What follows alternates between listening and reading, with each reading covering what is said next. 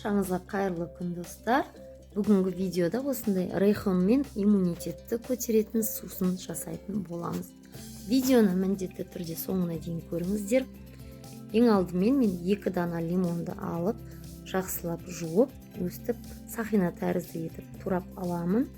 Және де 2 пучок райхон жапырақтарын алып, салқын ағын суға жуып аламын. Және де жақсылап суы кепкеннен кейін райхон жапырақтарын сабақтарынан бұтақтарын өстіп шеке дара ажыратып тазалаймын. Және де райхон жапырақтарының осындай фиолетовый түстісін таңдап алғандарыңыз дұрыс болады. Және де мен банкілерді алдын ала жақсылап содамен жуып тазалап, және темір қақпақтармен қоса ыстық суға булап алдым. Өздеріңіз білесіздер, күздің сезоны келе жатыр.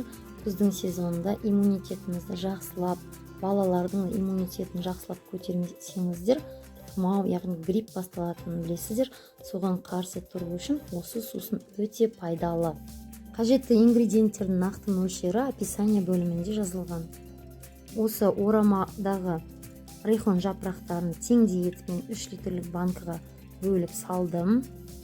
Және де үстіне 150 грамм қант салып шықтым. Егер 2 литрлік банкаға жасайтын болсаңыздар, 100 грамм қанттан салып шықсаңыздар жеткілікті болады. Және де үстіне қайнап тұрған ыстық су құясыздар. Сол кезде бір дестен сусынның түсі өзгеріп шығады.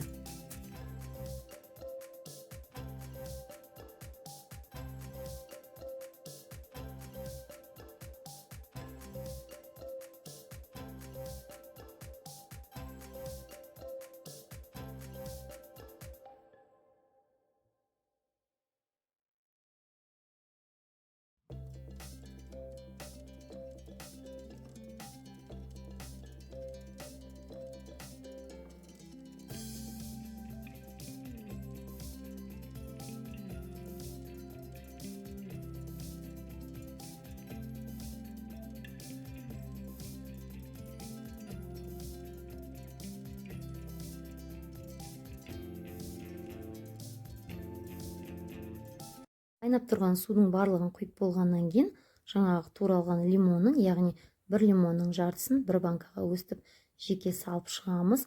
Ол кезде де түсінің өзгерісі көзге көрініп тұрады.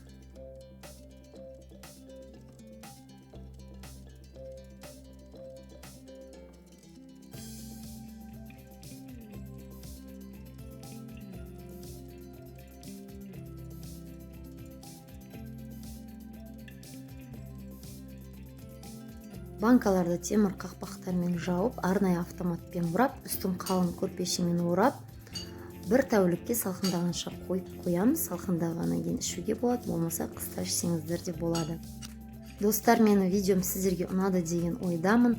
Видеом ұнаса каналға тіркеліп, лайк басып, түсінбеген сұрақтарыңызды комментарий бөлімінде жазып кетіңіздер. Міндетті түрде сіздерге жауап беремін. Арнамда жүздескенше сау болыңыздар. Сіздермен болған Асей.